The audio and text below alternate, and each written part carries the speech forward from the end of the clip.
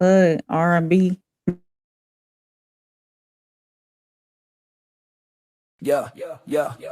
Welcome to the table where the truth gets said. No filters, no edits, no words left unsaid. Different perspectives, but we all take a stand. Real talk live, this is no middleman. Yeah, soul setting tone, keeping structure and flow. Uncle Plug, bring game that the streets already know. Reign with the crown and a voice that expands. If it's honest conversation, no middleman. Live from the room where the real ones stand. Uncut, unscripted, no middleman. Souls of Thought. Disclaimer. This live stream is for entertainment and commentary purposes only. Statements made are opinions, satire, or hypothetical discussion and should not be interpreted as factual claims. We are not journalists, attorneys, or professionals. We are reacting to publicly available information. No statements should be construed as accusations or assertions of wrongdoing. By viewing this content, you acknowledge that you are responsible for your own interpretations. Viewer discretion is advised.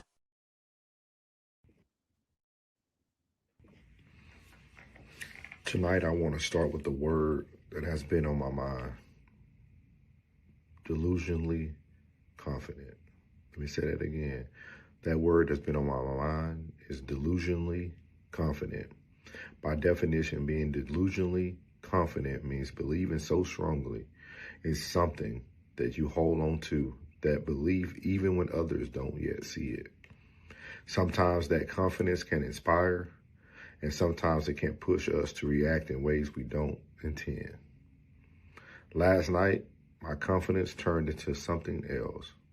Overprotection. It came from a place of respect and loyalty, but the truth is that protection was never asked for and it was never needed. And for that, I owe an apology.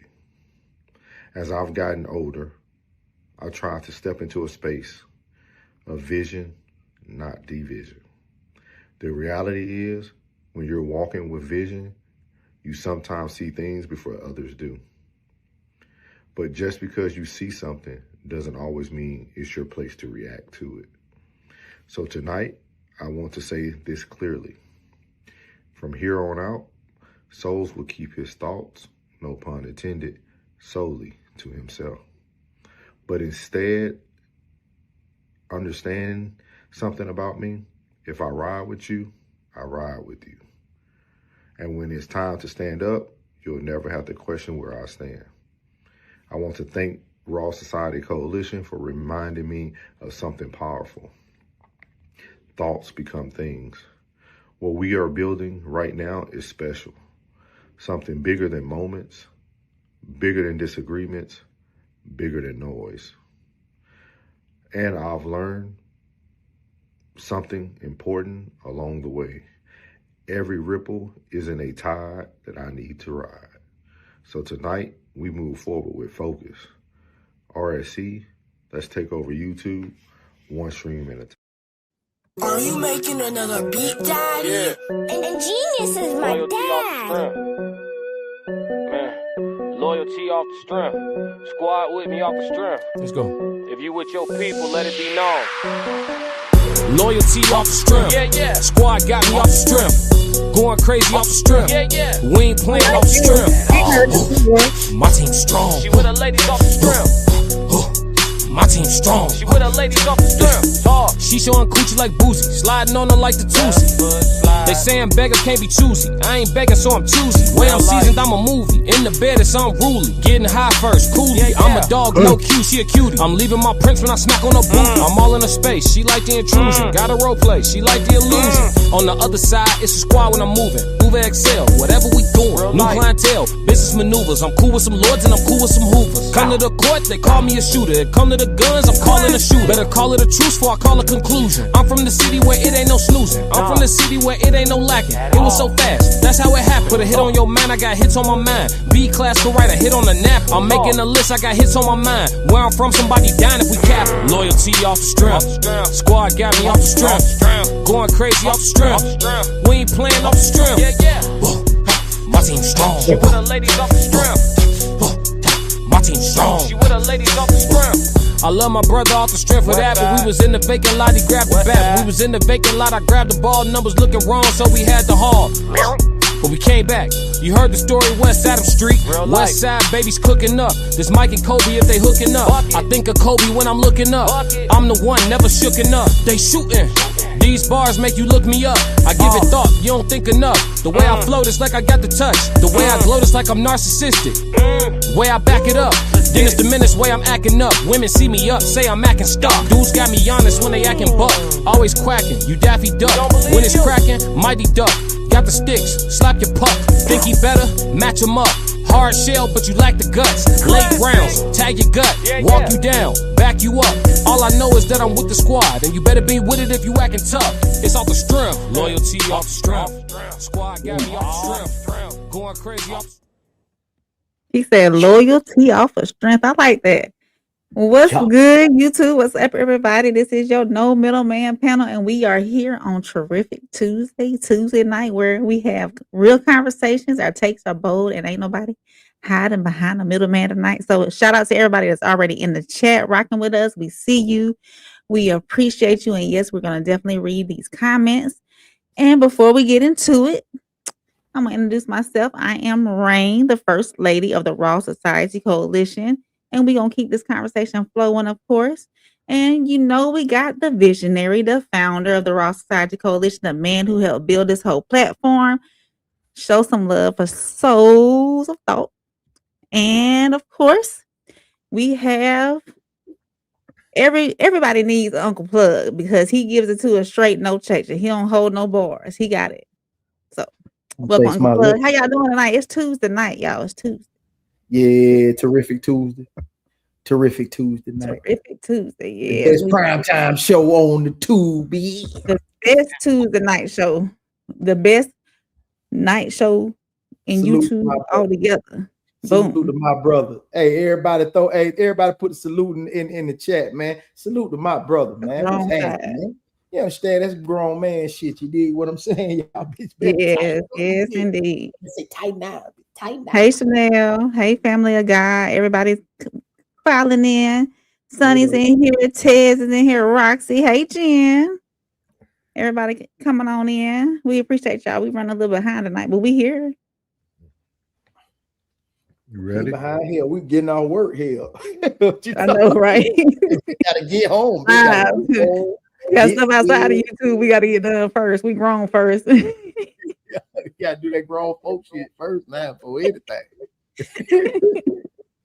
Oh, man. All right, you ready to give us what the streets are talking about, Rain, on the radar with Rain tonight? That's right. Great topics for us tonight, so we're gonna have the radar with Rain, and here we go. You're locked into On the Radar with Rain, hot topics, bold takes, and no filter on the forecast. Let's see what's making noise this week. Welcome back to On the Radar with Rain, where we talk about what's trending, what's real, and what people are arguing about in the group chat sometimes. So Atlanta is doing Atlanta things again, because the NBA has found itself in the middle of a conversation that only the city of Atlanta can pull off. So all right, now y'all know, if y'all know anything about Atlanta culture, then you know the name Magic City. And no, it's not a theme park. Magic City is one of the most famous strip clubs in the country, not known just for dancers, but also its legendary lemon pepper wings and deep connection to hip hop culture. And now the Atlanta Hawks are bringing a little bit of that culture right into the arena. So on Monday, the 16th, when they play the Orlando Magic, they bring in Magic City Monday to the arena. So there's supposed to be a live halftime performance by the Atlanta rapper T.I. The famous Magic City lemon pepper wings are going to be served all over in the arena, and there's going to be exclusive Magic City themed merchandise. So you heard that right. Chicken wings, hip hop, and Magic City culture inside the NBA game. But what's going on is some people are arguing that celebrating a strip club, even one as iconic as Magic City, could send the wrong message through about how women are respected in the league. There was one player from the San Antonio Spurs, Luke Cornett. He wrote an open letter asking the Hawks the Hawks to reconsider the promotion. You know, I mean, it is what it is. You know, Magic City, you bring in the strip club inside of a family event. So it's a tough. Should the NBA bring a team celebrating a strip club, or should we let Atlanta be Atlanta? Is what's really going on? Y'all quiet tonight. Y'all ain't gonna talk back to me. Oh yeah. I'm with you. I was. Hey, as soon as she put that, she said born and raised, and that peach up there. I was like, man, if the peach is hitting this year, man, send me a bushel. Oh, Sonny, what part of Georgia you were born in? Were you part of Atlanta, Sonny? Yeah, out of this world. Are you ever? If the peach is hitting, what you? Yeah, the peach is hitting this. Send me some, man. I need some of them in my life. That's what I'm saying, Richard. So they trying to celebrate the strip club culture inside of an arena at an NBA game. So that's crazy. No, I mean, come on, man. Folk probably gonna bring their kid, man. What you think about so? Hey, let the little boy see some booty shaking. I mean, they 500 for the season. They 31-31. I don't think nobody gonna know what Magic City Monday is. I don't see them filling those stands. Okay. And then for Atlanta, if it wasn't Atlanta, I probably would have more to say about it. But I think the kids are blend in just fine. I think Atlanta culture is so. Atlanta is one of them cities where kids grow up fast. Like I don't know. I watched 2 Chainz and his son's podcast on YouTube. Mm-hmm. 2 Chainz's son is like already like him. You know, like they grow up so fast in Atlanta. Like Atlanta's different. Atlanta's like New York type, like with kids ain't kids that long. So yeah. I mean, she said Decatur was greater. Where's greater? Decatur where's greater? Yeah. Yeah. All right. I wonder who's really behind it though. Like, did they say who's really behind it? Like, is it like a? No, I didn't dive that far down into it, but it's got to be somebody in PR or somebody in promotions. Yeah, trying to get more people in the stands. Magic City, the staple anyway. So you know what I mean. That's gonna bring the people a lot. That's a nice little promotion. Yeah, that's what I said. I think I understand how it can be off-putting, but I think it might actually do better than people think. You might see more people show up. Yeah, Dallas got Onyx. They might want to have Onyx night. You know what I mean? You never know.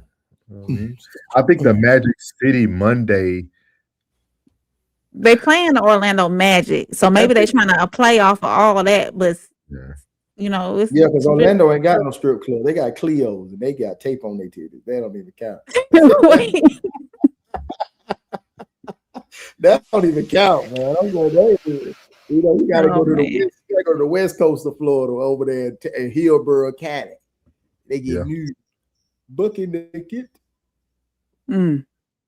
Now we can move on. You know, I like giving travel advisories, right? So we talked about Mexico at first, and then with this war going on, we got some more travel advisories. So the U.S., because, you know, while we in Atlanta talking about wings and culture, there are bigger tensions on the rising world stage. The conflict involving Iran, Israel, and the United States are now in day 4, and the situation continues to escalate, of course.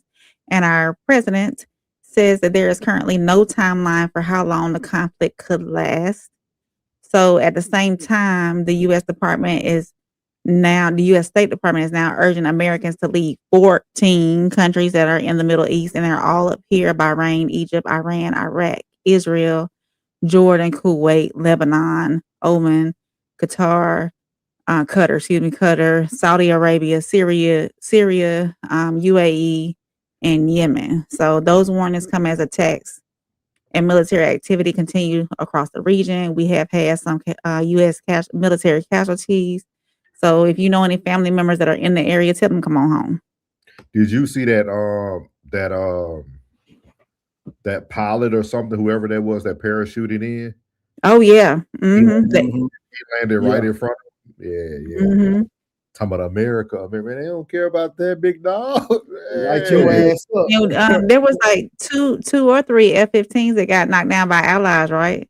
by friendly fire or something like that. So, but at least they were able to eject and get somewhere safely too. So there was no casualties involved in that. So let me ask you a question. We both was in the military. You was in the Air Force. I was in the Army. So let me ask you this question. Was there a time when you was in where your loyalty was just blind? No. Hey, they didn't get you, bro. Hey, they got me for about a good 7-8 months. No, I always told people I never bled blue, man. I knew why I joined the system, and I knew what I wanted to get out of the system. I never joined the military to say I wanted to serve my country. That's not what I'm trying to do. I mean, I got to, but like I also served it very intelligently. Like you know what I mean? Like I know I went the right route. You know what I mean? Like I seen when I was a cop and that first one to Iraq, I already knew it was time to go. Yeah. It was time to do something. Yeah, it was time to shake, like, okay, getting attacked every night, every time it falls up. I ain't trying to do this again. Let me go get me a desk job. Yeah. I was like 90, it was 98, 99. I was like 18, 19 years old. And they got me for about 7-8 months. Like every time I hear the national anthem, bro, I go to cry. Ready to go to war. I'm ready to go to war. You understand me? Like, man, every time I did something, it's like they just like they promoted me, bro. You platoon guy. They just kept filling me up, bro. I was just standing up front, like ready to tear some shit up. You know what I'm saying? And that shit slowly faded away with it. But the Army different, plug. Like y'all, like the Army, the Marines, dog, like they teach y'all like how important, like the true importance of like serving. And survival mode too, I feel. Yeah, like the Air Force, once you get out of your AIT school, dog, like none of that stuff. Y'all was thinking none of that stuff the same, dog. Like it taught me, like being around my fellow soldiers, bro. It taught me how to ride, dog. Yeah, it taught me how to ride, bro. Like, you know what I'm saying? Like, always coming from a small town environment where all we had was us. And then coming to there and then like be accepted like instantly, like you're a part of the fraternity, man. You're a brother, bro. Like goddamn, like everybody just came out of nowhere. It's like, yeah. So it's like, you know what I'm saying? So you ain't never spent 30 days in the field without no shower, have you? No. See? Yeah, we had our own rules and everything. Like, you know what I'm saying? Like it was different, man. But like but I respect it though, because like the Army Marines, dog, they live different. Like they serve and y'all really fighting, dog. Like y'all deployed for a year. We over there for 6 months, dog. I ain't deployed no damn well. I ain't deployed nowhere. Oh, I was over there to get my uniforms pressed, my boots. I was shining my boots up, man. Anyway, man, look, when y'all had the shine boots, you know, now you don't even have the shine boots anymore because of the way they done changed the uniform. I remember smelling whatever it is that y'all use to shine them boots. Yeah. I remember I can smell I remember the smell when I was a kid smelling daddy stuff. Yeah. And as a girlfriend to a soldier at the time where I used to wash and press BDUs all the time when the BDUs had to be pressed. You were a Jody. I wasn't a Jody, but I was that girl. You was a barrack freak, eh? down here we call them barracks bunnies, but I wasn't no barracks bunny. I wasn't no barracks bunny. You wouldn't catch me up in the barracks. No. Hey, so bro, you was in Louisiana at Fort Polk, Louisiana at Barracks B at Bravo Barracks. Hey, shout it. Hey. I done had some deep-fat breakfast before. I ain't even gonna lie to you. We ain't gonna expose you. We don't want no, that was when I was young. That was guilty. So we're gonna move on to the next topic. We don't want to expose Rain like no. Look, that was what? I mean, how many years ago was that? 20? 2000. No, more than that. I'll tell your age. Don't tell my age. Okay. So the last topic I had tonight for On the Radar with Rain is A Georgia father has been convicted after getting. I want everybody's opinion on this too, because or parents attend. I mean, and you too, plug, because you been in the parent. I mean, you're not a biological father, but you've been in that position. Damn. Yeah. It got worse each time, bro. It got worse each time. I tried to fix. I'm sorry. Well, you the uncle and you the parent too. Hold on. So a Georgia father has been convicted after giving his teenage son the pew that prosecutors say was used in a deadly school shooting, and it happened in September of 2024 in Appalachia High School in Winder, Georgia, where 4 people were unalive, 2 students and 2 teachers. And so the father, Colin Gray, was found guilty of second-degree unaliving, involuntary unaliving, and several additional charges. Prosecutors argue that Gary knew his son had serious warning signs, including an obsession with school shooters.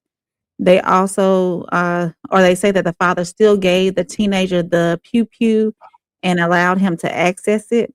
So the jury took less than 2 hours to return a guilty verdict.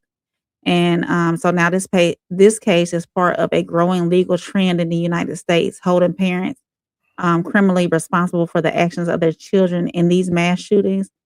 So that raises the question, many people are now asking is, where does parental responsibility end and where does individual accountability begin? So it's a conversation about that going on now. So how do y'all feel about that? Do y'all think that parents should be responsible if their children, because that's what they are going to these schools and doing this stuff? I think you would have to judge the form of access first. Mm. You know what I mean? Like if his father truly gave it to him, yes. Now if because growing up in the South, we know my friends, they had people forget this. Back in the day when I was in high school, my friends used to have their rifles in the back of their truck in the parking lot. Oh yeah. We hunted, like people hunt.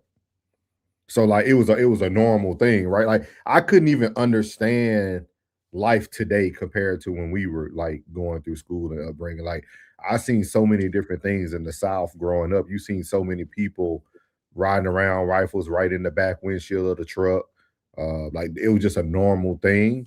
So I would look more about how did he gain access to the weapon. Now, if the father would have had it locked up and maybe the son had the code to it for safety purposes, and the kid got it and took it to school, I mean, but I don't know. Because, I mean, how old was the son? Did they say?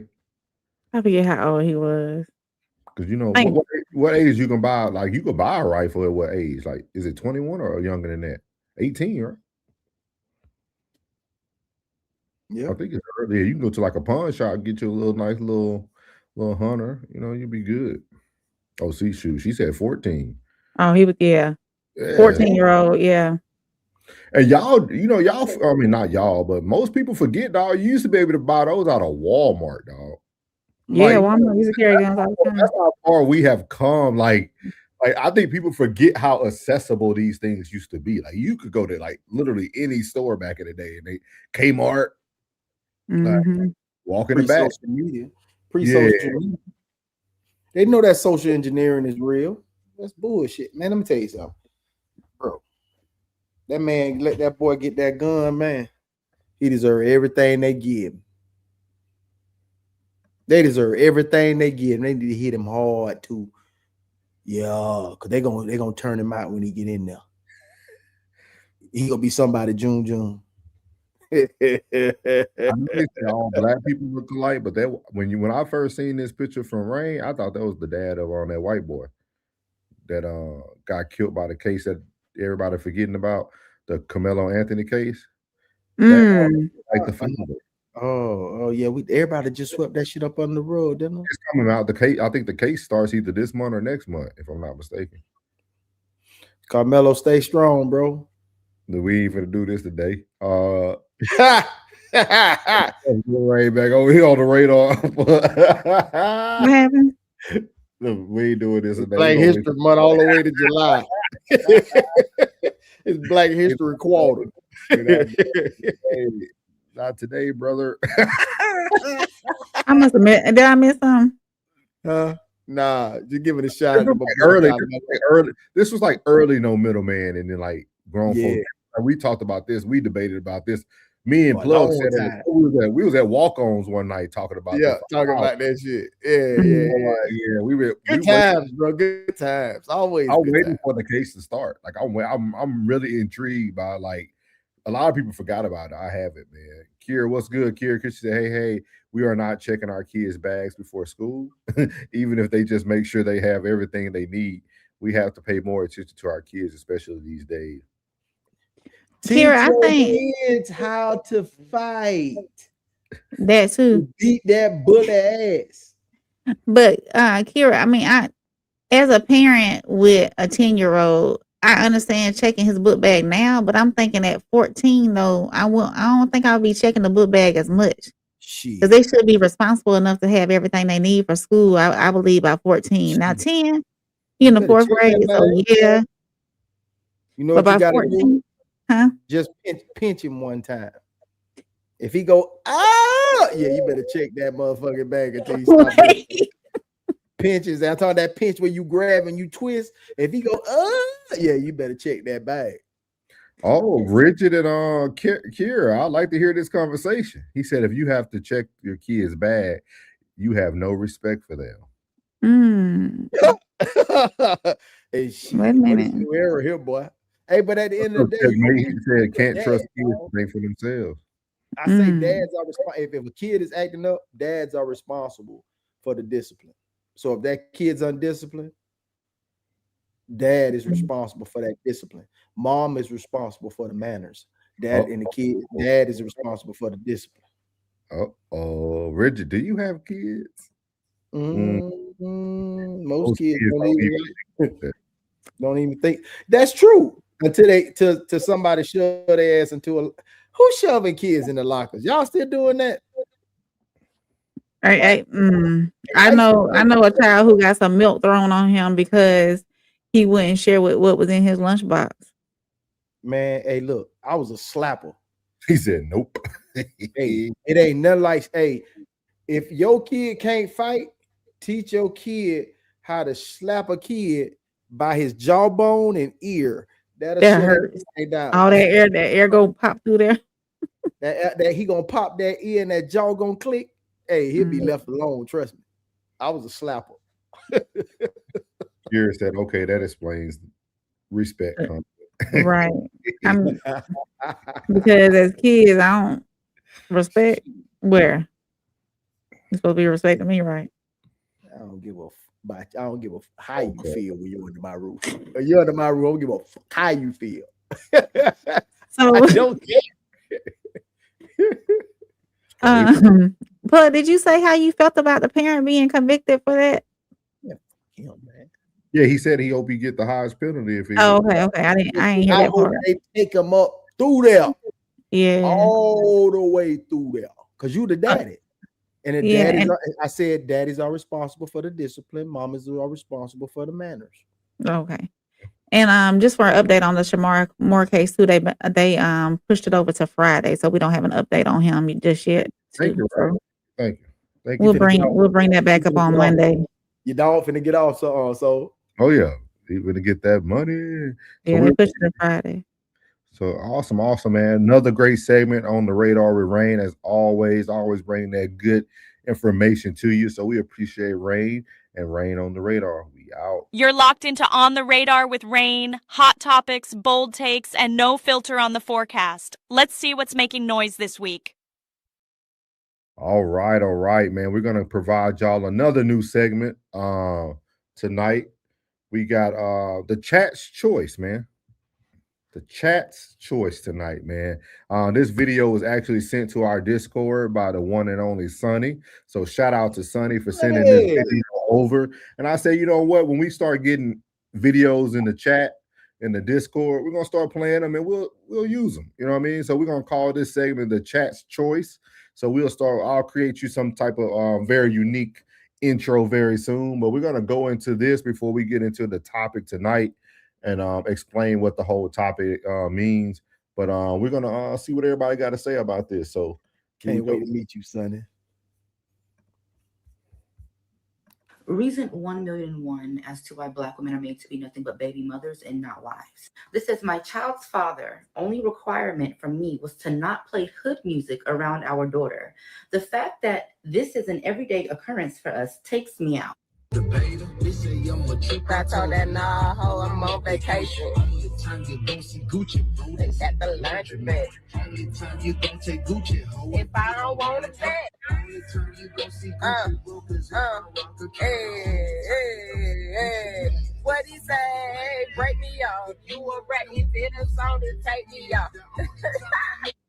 So when I said that Black women are creeps, Black women are killers, y'all thought I was lying. As a woman, as a mother, why are you okay with your daughter, your child, your minor, even allowing this type of music into their spirit? The father asked you, because normally you would see this man, right?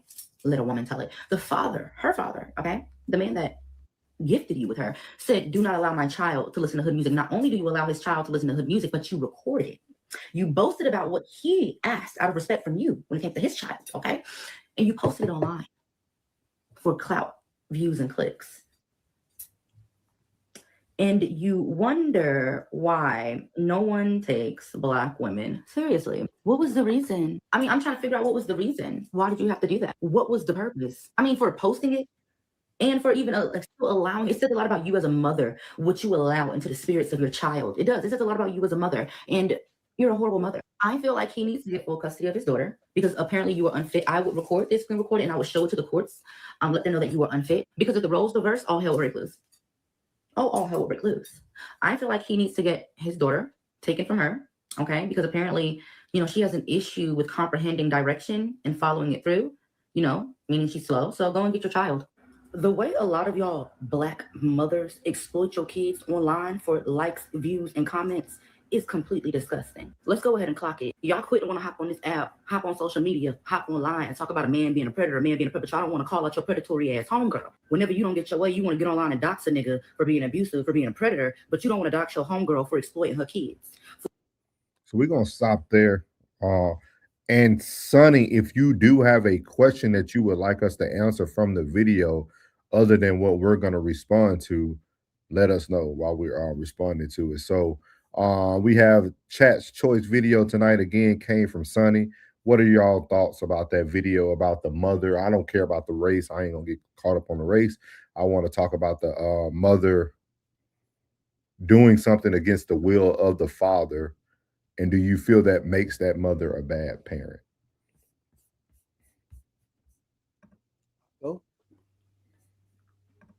She is a BS bro.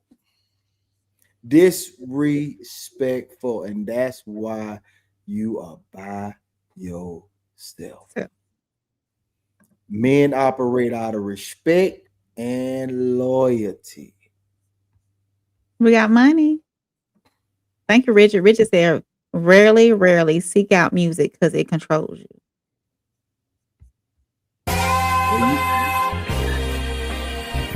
I'm only gonna do this once.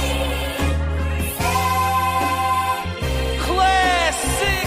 Lord God, anything attached to me that could be holding me down and keeping me from my ascension.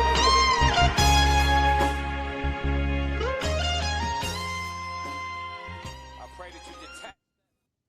Appreciate Richard for the $1.99, sir. He said, rarely, I know you read it too, Rain. He said, rarely seek out music because it controls you. Kind of goes back to that movie we all talked about earlier this year. What's that movie we were on that came out with Michael B. Jordan playing both people? Sinners. Yeah. Sinners. Yeah. Music is powerful. I think on already spoke. She was saying that her opinion's probably the same as the woman who that was in the video. I think the woman should respect the father's wishes when it comes to hood music. It's hood music. Why would you even let your children listen to it? But I think that say what, Flood? Oh, because these hoes defiant, man. They defiant, and then too, it's about the environment that they grew up in and that they're in too at the time. We got to want better for our children, and we got to foster those environments where our children can be better than us. If we are in those environments where we're constantly in that mindset of what that music is cultivating and portraying, then we can't truly desire for our children to have better lives than us. Okay. Sonny said, from the Peanuts Gallery, the question I had was, is it specifically about respecting the absent parents' wishes in the rearing of a child? My opinion might be unpopular, but I will say this because I think Rain said something too about choosing, right? You said something about in your response about choosing to what?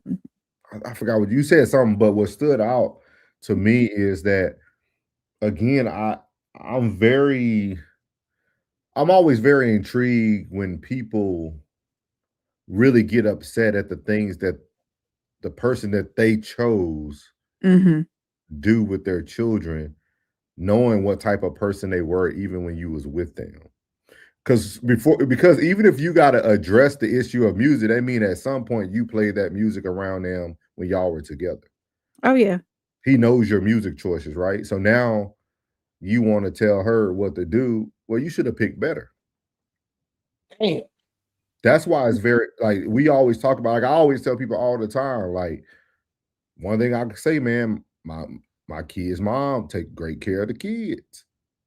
You know what I mean? Like, you know, not everybody gets lucky. Not everybody gets a good baby mama these days. You know what I mean? But I always tell people, it's funny to me how we now have these new expectations for a person that you chose that you knew didn't even live up to what you wanted. That's why y'all not together. She wasn't your person. Y'all see things differently. So why expect something different? I don't think you can expect something from somebody that you're no longer with and you knew who they were. That's my opinion. And two, I know. Go ahead, Plug. Go let Plug go. Go ahead, no, Plug. go Rain. I know that I'm gonna go back to saying too, and I'm not putting the responsibility solely on the man, but men, I know sometimes it's hard to pull out. You have no idea. I know it's hard to pull out. Your pull out game is not strong. But when you're going through that moment, you got to think about everything that comes along with the consequences of leaving your seeds in that garden to plant, because you're gonna plant 18 years plus if you're not careful. So take heed, men. You can't always trust a woman to say, "Oh, I'm on the pill," or "Oh, I got the Mirena," because that don't work 100% of the time either. None of it works 100% of the time. So you got to be ready and knowing that, okay, if I plant this seed with this woman, I know what kind of environment she's living in. I know how she lives her life. You got to make the decision to either pull or leave it alone or go find something else. That Gucci music, what pulled them in? Every man had a little ghetto crush. Oh yeah. A hood booger. Just like every woman probably has that hood dude that you know. Y'all always seen that one black girl had the gold teeth in the mouth, like I love her. She got that swag. She talked to you nice. She got on that bongo skirt. Yeah, I mean, that baby bongo hair. skirt. Got the baby hair scooped up here, you know what I mean? Looking like Janet off of Poetic Justice, you know what I mean? Smelling like Pump It Up, and she had that little burgundy sponge that be wiping the Pump It Up right now. I used to use Pump It Up. Everybody had that ghetto dream. I don't care what no dude said. Every dude seen at least one woman in the ghetto that he was like, man, you know what? I'm grabbing her booty. Yeah, she ain't trying to bad. grab her booty all day. I'm trying to grab her booty at least 3 times a day. And I know it'd be good. I know, but sometimes you just got to make the decision. It's hard to think. It's absolutely amazing. It's hard. It's hard. I understand it's hard to do it, but you got to make the decision and go ahead and Virtually just impossible. It's a pull-out refusal form. You know what I'm saying? It's hard sometimes, but you gotta look at in that moment, and you're not even thinking about it in that moment that you might be changing the next 18 years of your life, 18 plus years of your life. So it's tough. One night of, or no, 5 minutes of pleasure can get you 18-year plus sentence. You know what I'm saying? 5? So who are you dating? She said, Sonny also said, she said, also, do you think that's the type of behavior? It's like exploding or exploiting? Absolutely. Yeah. Absolutely. Explain. I want to hear y'all opinion. I'm talking about the posting. The posting. Because that could have been between you and the child. You know what I'm saying? Because if the child like, I like this music, mama. You know what I'm saying? But don't tell your daddy. You know what I'm saying? Yeah, because she was telling on herself. She was showing what kind of mother she was, posting herself. Say that one more time, Ray. She was showing what kind of mother she was, posting herself. So y'all think the music choice speaks on the woman, the type of mother she is? No, it wasn't the music choice. It was about it's not the music choice. It's the act of what she was doing. She was being rebellion towards her child's father. Why do we jump to that she's being rebellious though? She probably posts all the time on social media, even though he told her no. She probably always did that. But she was doing what he asked her not to do. That's not her. That's not his property no more. Okay. That child is. Okay. Yeah, but she with the mom. Okay. These are talks we gotta have. I hear what y'all saying. I'm just pushing back because these are the talks you got. These are the things that you really have to start to be able to. What's the word I can't ever say when you separating things? Compartmentalize. That's what you got to be able to do. Once you separate, guys, let me give y'all some wisdom tonight. Once you choose to leave a woman that you had children with, you must be open to accept all the things that could go bad with it. But when it comes to my child, like if, say for instance, my child's father is doing something that I don't condone, that I don't want our child, I'm gonna say our because it's our child around, the environment that I don't want our child in. Did you say condone? Absolutely. Absolutely, because it's several things that could happen. You gotta go 1 potato, 2 potato, 3 potato, 4. I was trying to get some grace in there, give these gentlemen some grace. But no, it's like if you're living a lifestyle or you're in an environment that is questionable to the way I would like our child to be raised, then I'm gonna ask you to refrain from exposing that to our child. Now, I might be asking you, but whatever goes on when my child is with you is what goes on. But with that being said, I'm asking you not to include my child in that type of environment. Okay. Go ahead and push back some more. I'm listening.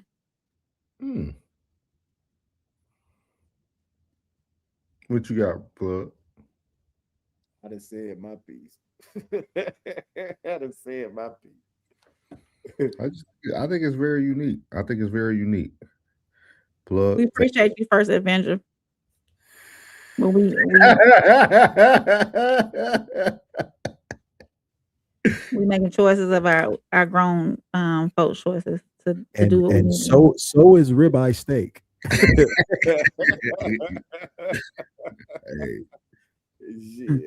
Hey, y'all stupid, man. But great video today. Thank you, Sonny, for the video. I think it's a great video. I see she gave the eyes. What you got another question before we move on, Sonny? Let us know. Free will. Yeah, that's the same thing I just said. even with the topic and him vaping.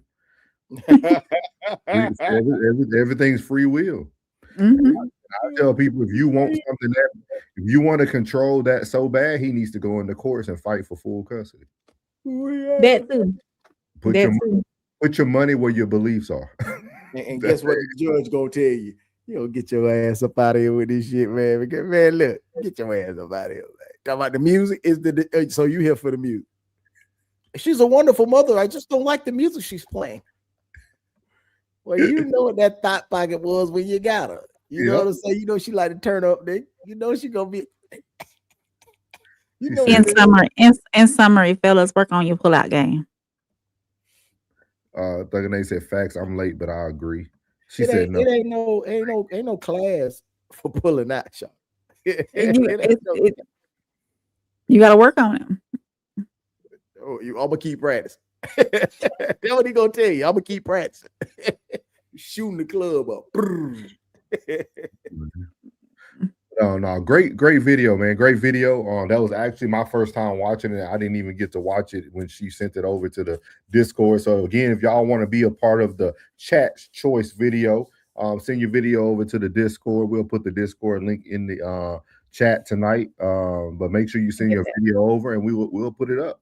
Hopefully, we get to a point where we get so many videos we have to take some time to pick from each one. So we're gonna move into the tone of the night, man. I know Plug said he didn't know a few of the people, so I'm gonna have to introduce him to one, probably just one. I'm sure you know who Raymond Felton Rashad McCants is. I don't know none of the people that's on that. I know Rashad McCants. I know him from basketball. You don't know Raymond Felton from basketball? Championship winner, Tar Heels, and went to the NBA, played 14 years. Who he played for? Raymond Felton, man. He was a what they call him? He played for the Knicks. Yep.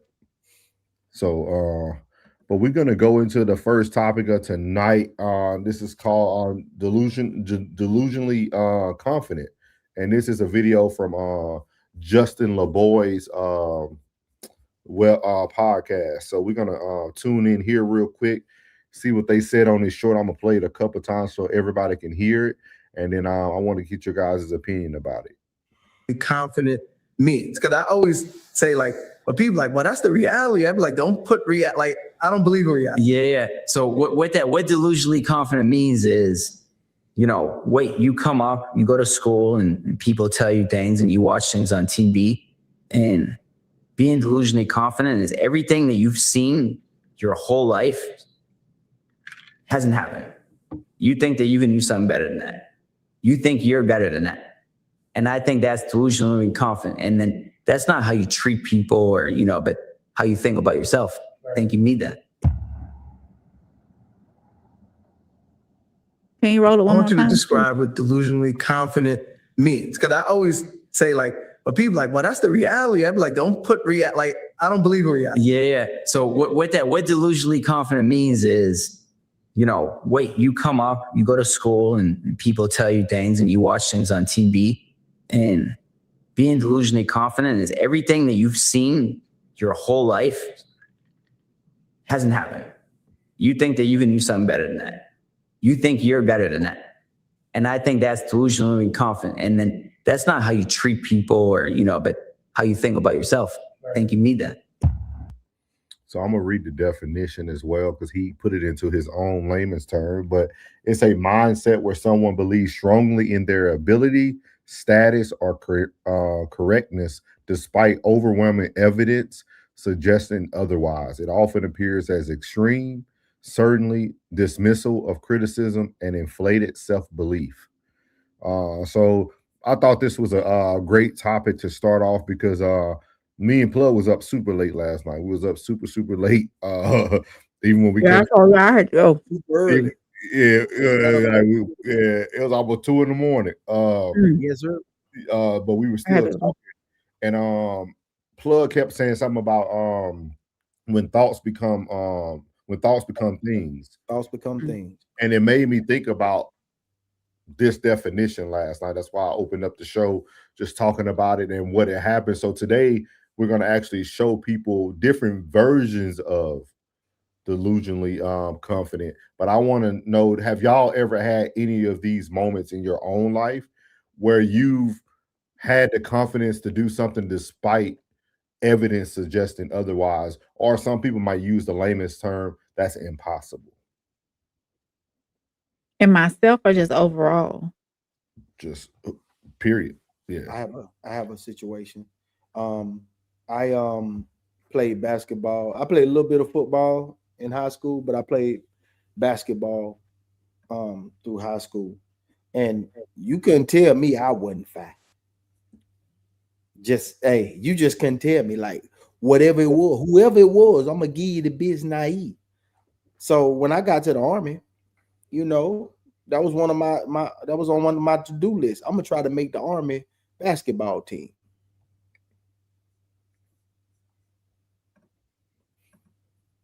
Nah. Them boys were pressure. You understand me? I went in there and I just looked around. I ain't even tried. Bro. I just went in there and looked around and said, and I talked to like 3 of the guys that was sitting there, man. He was like, yeah, I was supposed to go to Syracuse, but I hurt my knee. Other one was supposed to go to UConn. I'm like, so did you think it was just out of your league? Hell yeah, it was out of my league. Yeah, ain't no thank shit. I knew. You didn't even want to try to plug at all? No. What? I'm 6 foot. I played 4 and 5. That's power forward and center in high school. Hey, 6 foot ain't even a point guard in the damn pro or any league. In JUCO. And my handles, give myself a 5.7. Nah. But throughout high school, you couldn't tell me. And my whole senior year, when I was making up my mind if I was going to the military, shit, I was thinking, man, I'm finna go for the Army team, man. Y'all playing with me, man. Finna go in here and show these boys what it is. Shit. And they said, oh. That ain't for you over there, cuz. Them boy pressure. I seen a dude hit like 7 threes back to back. I'm talking about came down. I said, man, what the fuck you doing in the Army, dog? Like, get out of here. Get out of here. You should be on somebody's TV. Nah. Richard said people don't believe in themselves. They have to have a lesson where they was bad at something, worked hard, and was great. Oh, yeah, that's me right now. Chanel looking at you, she said, he looked around. We'll be telling them a story when you can just see it happening when he talk about it. So you walking in there and looking like, no, we're not gonna do this today. Everything was 6'4" better. But so plus thinking of yourself now though, would you have walked in the room with the same thought process? Hell no. You seeing myself now today? Yeah, like with the things that you have accomplished today. Why, like would you think that you would look at it differently? You would look at it like, okay, because you gotta think about the league has changed too. There's people 6 foot and under in the league. Nah. Shit, hell, even it was dudes that wasn't on the Army team when we went to go play pickup game were better than me. Shit, like what the fuck are you doing here? You're supposed to be on somebody's TV. Why you ain't go try for the team? Shit, them boy pressure. Bitch, you pressure too. Man, I can't fuck with them. We all over here. We all over here on the C squad. We ain't even on the B squad. We on the C squad. Or the S squad. Sit your ass down. He's dude. What about you, Ray? Anything for you, Ray? I'm still over here thinking. I don't think I've ever experienced being delusionally confident. I think I go through times where I don't give myself enough credit, and I should be more confident in what I got going on, or what I'm doing. I think, or I feel as though that I'm the type of person that you sit something down in front of me, I'm gonna, even if I don't know anything about it, I'm gonna figure it out and learn how to do it.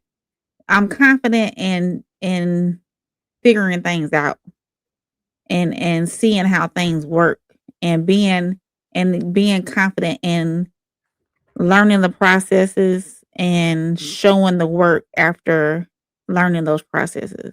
I guess you can say you need a good man that's gonna just pour into you, just a picture a day. I'm ready. I've been waiting. He out there, Shawley. The Heavenly Father, we bow our heads. Oh, come on, let's get it. Your humble hearts, and yes, Lord. Please send one of your angels to rain side. I'm waiting, Lord. The Heavenly Father, we ask that you make sure that this man is everything that she's looking for, and he pours into her. He pours into her on a daily basis and give her everything that she needs to be a strong, vibrant, wonderful woman. Amen. Hallelujah. Amen. Amen. Appreciate that, bud. Oh yeah. And it's even like I'll say this, even and this just came up. So like going into the kitchen and not knowing what to cook, and then not having everything to make a complete meal, but still make a complete meal.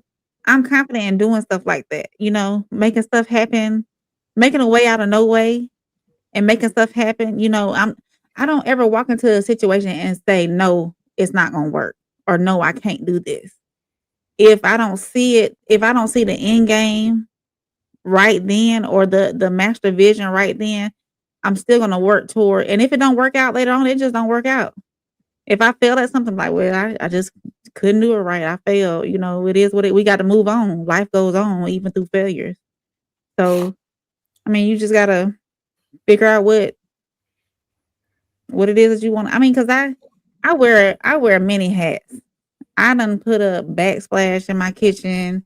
I fixed toilets around the house, painted walls, changed out, air filters on a car, stuff that I had to do because I had to do it, and if I didn't figure out, or if I didn't know how to do it, it's YouTube University or something, so I've been in a place where I've had to make stuff happen.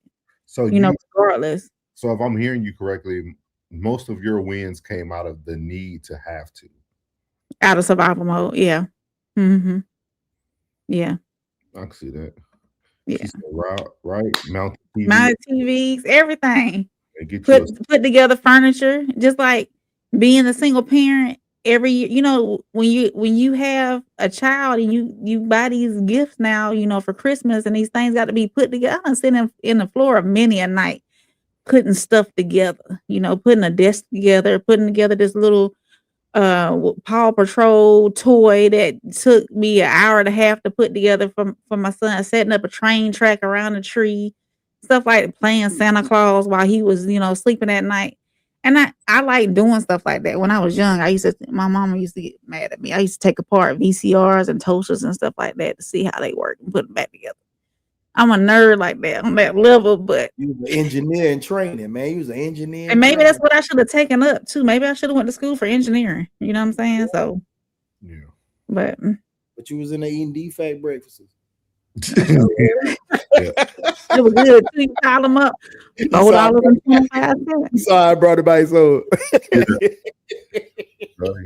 I ain't had to do that yet, Thuggin' A. I ain't had to change no tire yet. I called AAA or whatever, Roadside Assistance. But yeah, so it's I'm confident in knowing that I can make a way out of no way. Put it like that.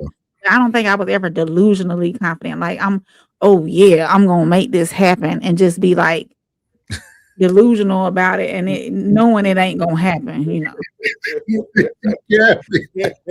Hey, I am not capping, homie. Who is that? Hey, it's so funny. I just see somebody say she capping. Yeah. I'm not capping. I am not capping, homie. Oh man. Oh, thank you, 190 West. Hey. Yeah. Now, see, I prayed. Y'all better tighten up, but that's that Tyler Perry audition tape selfie. But I'm trying to tell you. Hey, remember what 8-Ball MJG said? He said, "Get on your knees and pray to God. Things change daily. You don't have to believe me unless you want to believe me, but it's real." Richard said, "Not really all that can be Can be learned." learned. Yeah. Yeah, Mhm. I would say, delusionally confident is my biggest downfall Mm. because there's nothing that I didn't do in life that I wasn't good at or I didn't achieve. Like there's things that like it was like my downfall too because like I get so easily I can move on so easily. Like I'll pick up something, get good at it, and then it'll run its course, and then I'll move on to the next thing. I was never satisfied even after I accomplished the things that I thought others would think would be like when I ran my first 50 miler. Like I thought some extravagant feeling was going to be overwhelming at the end of it, and it was like, Mhm. oh, okay, is it? All right, man. I'm gonna try to get. Right. I want Mhm. 100 mile in. You know what I mean? Right. Mhm. So you just Mhm. for me, I was never satisfied. Like even when COVID hit and I started training for my first marathon during COVID, like I thought it was gonna be some big deal running the Marine Corps marathon, one of the top races in the but it was, once you finish, you're like, oh, okay. Like it's just weird. Like because a lot of things do a lot of things that some people accomplish and people wouldn't think you can do it. It's just one of those things. Like the older I got, the more confident I get at like, okay, I can do it. Because a million people have done it, right? Like there's nothing. Mhm.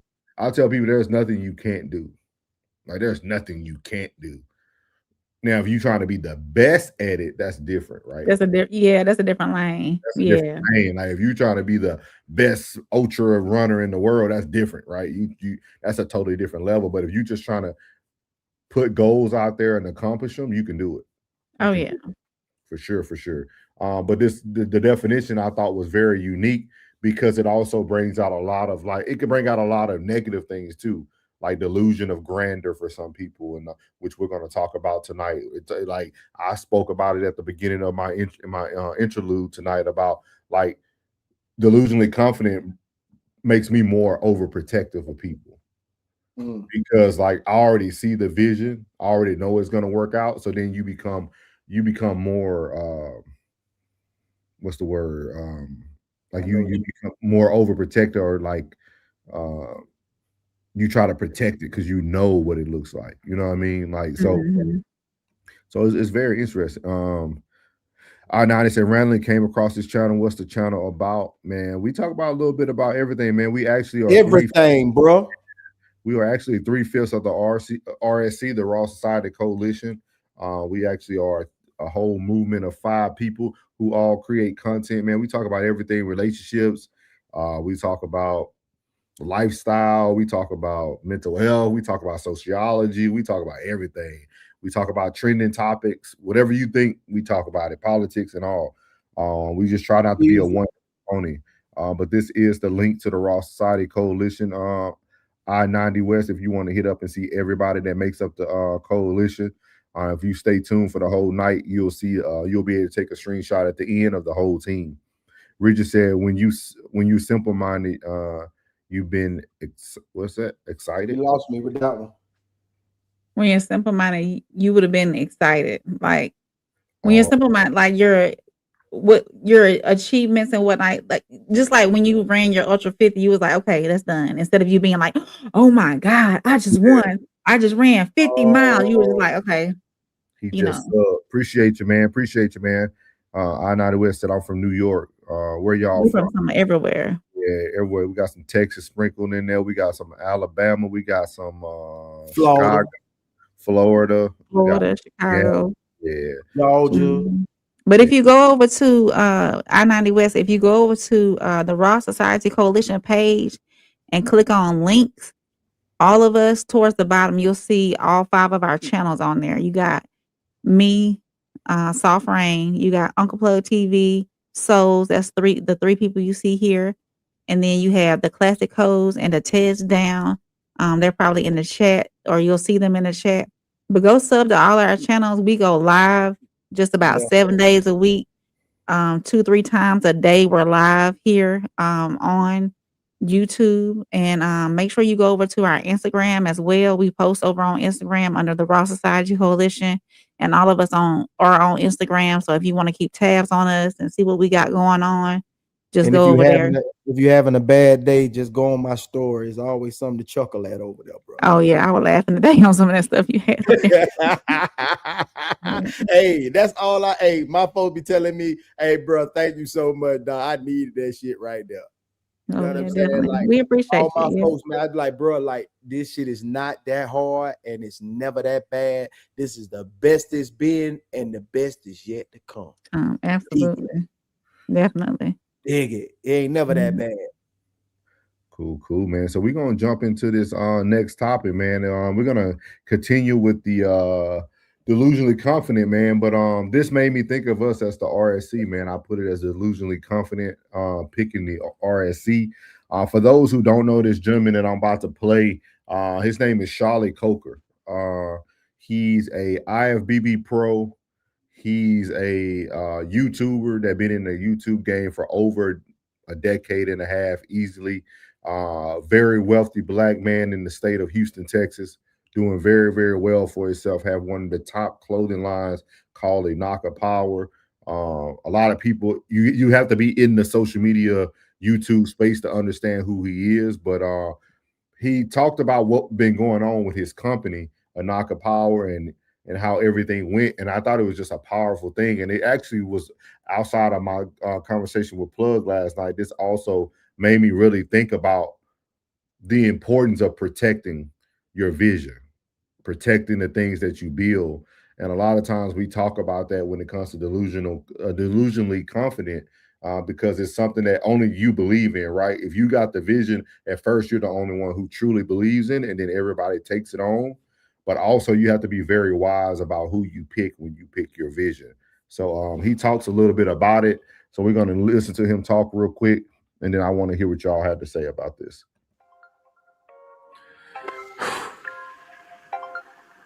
8 years ago, INAKA was just an idea of how I could blend two passions together into a business, fashion, and fitness.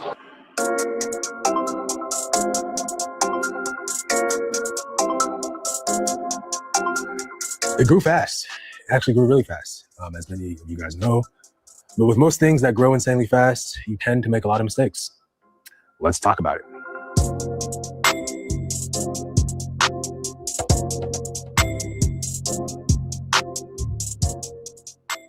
For the last 6 to 7 months, there's been a lot of internal conflict within the company, mainly between myself and my former business partner. This naturally led to a lot of tensions rising within the company, which also led to bottlenecks, operational bottlenecks, hindering the company and ultimately leaving INAKA in a very stagnant state. We went from a company that dropped every month, sometimes multiple times a month, to a company that probably dropped once a quarter. And now I think our last drop was probably 4 months ago, which is very unlike INAKA.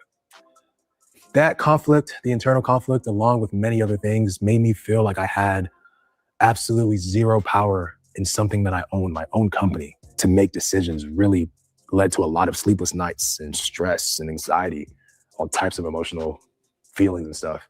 INAKA was, and till this day still is, my baby. It was my first ever company that I'd ever poured my entire heart and soul into. And I think for most of you guys, hopefully most of you guys that are watching this video, you can understand the pain of working so hard for something, and it felt as if the harder I worked for it, the further away it was pulled away from me. That makes sense? So to be completely honest and transparent with you guys, for after what has felt like years of legal battles and back and forths and endless amount of money spent on litigation and fighting in court, we finally reached a point where I can finally sit here and look at you guys eye to eye and talk to you guys and be completely honest to say, we're back. INAKA has always been about prioritizing the community. And over the years, I don't think I was able to do that.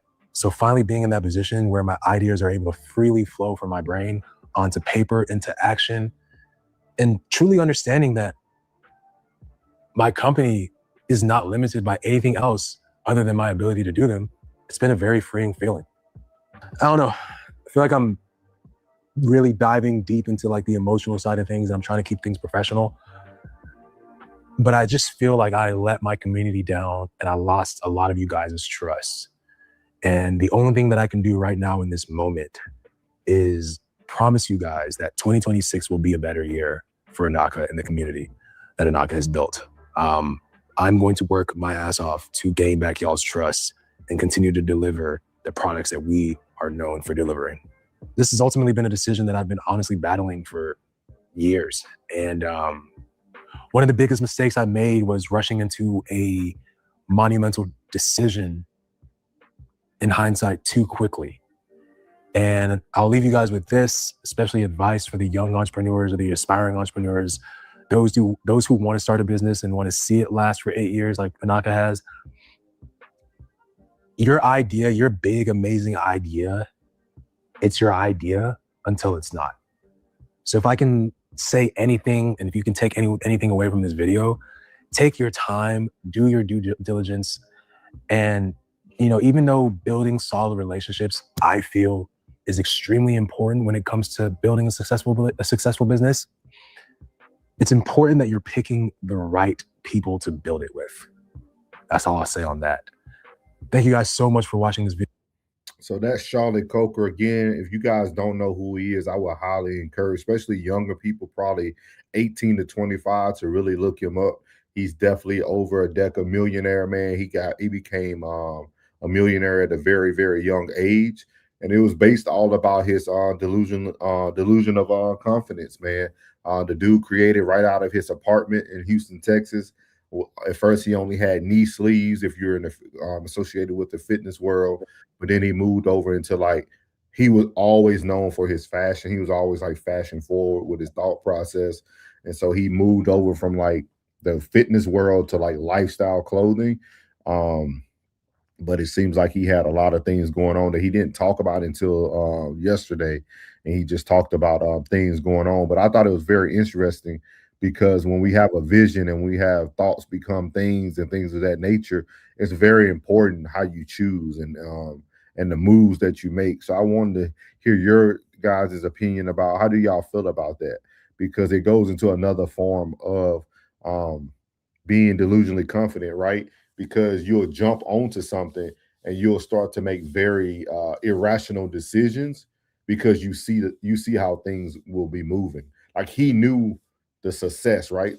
Sometimes we're going to have success regardless, but there are going to be ups and downs. So what is y'all thoughts about that? I think, Plug, you got a perfect story. I said, go ahead, Rain, but I think, Plug, you got a perfect story for it too, how your whole career started. Well, I mean, go ahead, Plug. No, you go ahead. I think that whoever you decide to build with, y'all have to have the same vision. Y'all have to have I'm not necessarily the same vision, but the same goals as far as like for the entire team. And y'all have to have this, the work ethic doesn't have to be exactly the same, but the effort put forward, no matter how you're contributing, if you're contributing from the background or you're at the forefront or however you contribute to the team and to the brand or whatever you're building, I feel as though that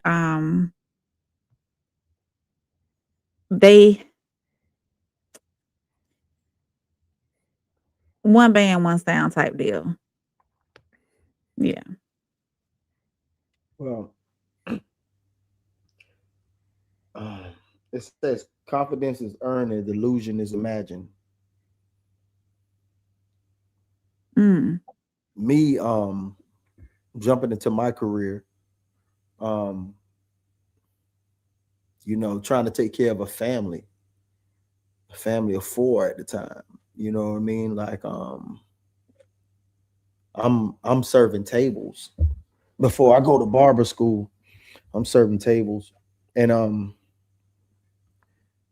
like going into that realm, going into, you know, going to barber school and doing them 1,200 hours and this and that while going to work and this and that and the third, like, and then starting to, as you get done with theory and you get done with all the preliminary BS that you got to go through before you actually get on the floor and start learning your craft and learning, you know, every facet of this wonderful, you know, just wonderful job of being stylist, a barber. You know what I mean? Like, you got to put together, you got to piece together like what's your plan, because they teach you professionalism, and professionalism to me stood out more than actual cutting. You know what I mean? So I was already putting t-shirts together, putting hats together, putting barber jackets together. I was already on the business tip of it because I always wanted to do business. I just wanted to know what my niche was. And behind the chair, I can put the, like I said today in classes chat, where I say I had the representative and the real man meet in the middle so I could glow. Dealing with people is what I love to do. You know, never wanted to be a guidance counselor, but I ended up being a damn therapist. You're not paying for the haircut, you're paying for the therapy. Yeah. And some guys, you know, some men, that's the only way they can get anything out is to come see their barber. Man, some wonderful, I met some wonderful people behind this chair, man. Yeah. I'm talking about, and most of them that people thought were killers were great guys. The ones they thought was like this, that, had a misconception, wonderful guys. What did y'all think about what happened to him? What happened to him? Unfortunate. That's a woe. Yeah. That's one of them woes of life. But what is he redoing? What is he doing now? He didn't just stay down. He learned from it. He recouped. He got back out, and he's getting in it again. He's getting on the bike again. He fell off the bike, but now he's back on it. Yeah. Trying to revamp. So yeah, it's always these things. Everything happens for a reason. Nothing is by chance. So when those things happen, you know, you just regroup. You know, you smile. First you smile. Before, when anything is going wrong, the first thing you do is smile. And that smile should be acceptance. Accepting that the fuck shit comes with the good shit as well. Yeah. Tell you, like long time ago, an older lady told me, I wish I could remember her name. She told me, say, you got to smile in the good and the bad. You got to thank God in the good and the bad. You got to thank God, because that bad thing happened for a reason. All those cliches that we use, you know, the pen is mightier than the sword. It gets greater later. You know what I mean? All those things happen. The only thing, when you quit or take yourself off the chessboard, that's the only thing that stops. When you quit and you take yourself off the chessboard. And you can see too that he still sees the vision. Oh yeah. The dream is not gone. He still wants it. He still desires it. So he's gonna keep pushing forward and just revamp and just get back out there. So yeah, he sounded like he was crying. He had me crying, man. Hey, tighten up.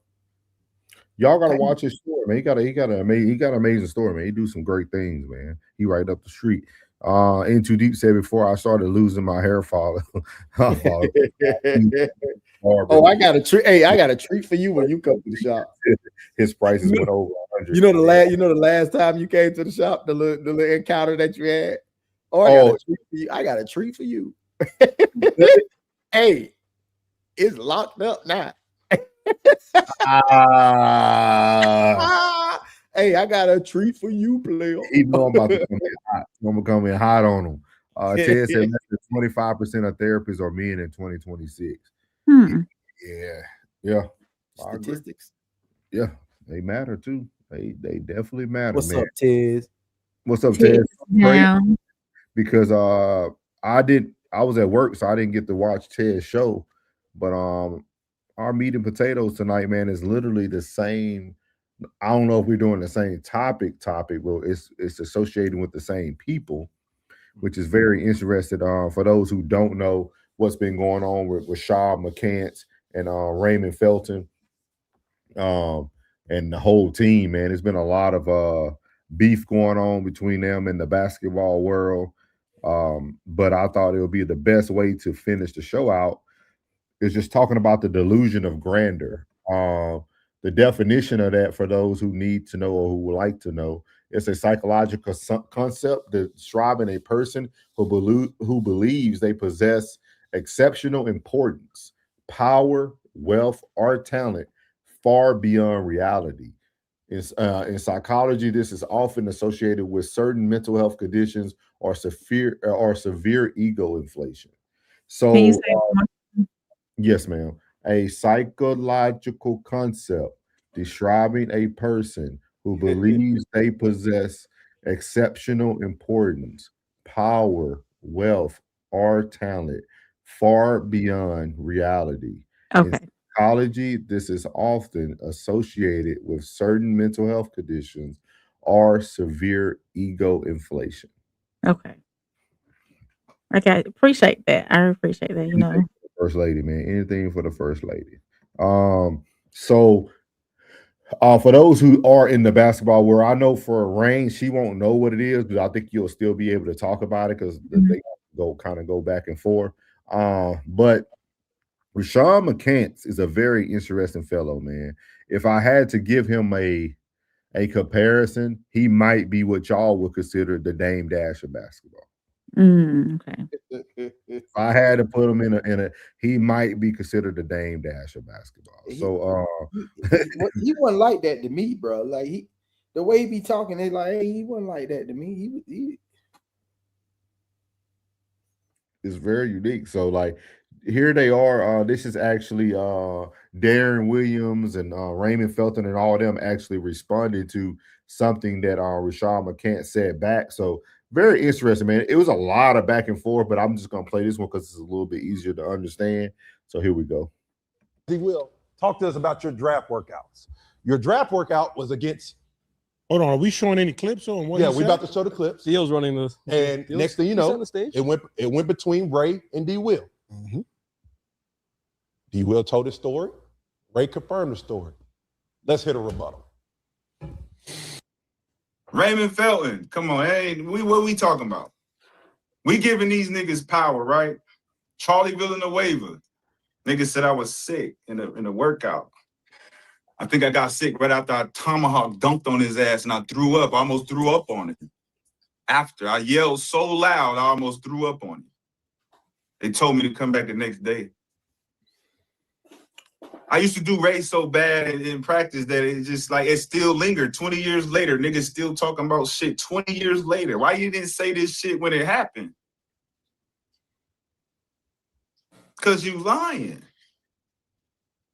So if niggas lying on my name just to get clicks on Out the Mud, y'all niggas ain't gonna reach that Kobe 81 numbers without me back on that show, my nigga. Y'all gotta start figuring out what the algorithm is. Put my name in the chat, Ojo. Come on, man, say my name. You know Kenyon gonna knock your face off. Kenyon don't even play like that. So yeah, it's cool to try to box a 6'9" nigga, but you come on, man. What we doing? I know none of these niggas like me, so I don't be looking for no friends. And when niggas don't respect you, you ain't gonna be no friends. But I'm unfuckwittable. You niggas not fucking with me. And I ain't never ducking shit. So if a nigga want to step up and see me outside, here's the time too. We can go to the court, we can get in the ring, we can do whatever. That goes for Pat, Darren, Ray, Theo, the sick nigga. You got a sick nigga, a fat nigga, and an ugly nigga. All on one pot. Cool. Yeah, are we ready now? We ready? Yeah. We ready to talk now? Right. Okay, so let me go ahead. Let me go ahead and address this. Let me go ahead and address this first off. Ain't nobody knocking nobody out over here. Nobody. I'm gonna say that right now. Nobody knocking nobody out. Let me address that first part first. Ain't nobody knocking shit out. I'm a grown ass motherfucking man. Ain't nobody knocking shit out. So you talking we could take this wherever, this and that. Man, just leave it alone. We keep this podcast space and let's keep it at that. Going beyond that, because I'm just leave it alone because I'm about to go somewhere where I shouldn't go. I might get myself in some trouble. So let me kill that part of it because nigga, I know you. And then let me speak on that part. I know you. Know you. Like know you. Was in school with you. Know what type of dude you are. Know this fake tough guy thing that you're doing. Like, come on, bro. Like, Ain't nobody trying to get no clickbaits, no nothing. Nigga, I'm a whole dad now. Nigga, you could call me fat, whatever you want to call. Nigga, I got a great life, living a good life because I earned that shit. Remember that. Remember that part. I earned it.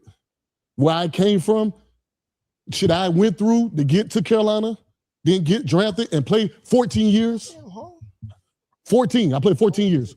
I don't know how many years you played. I don't give a fuck.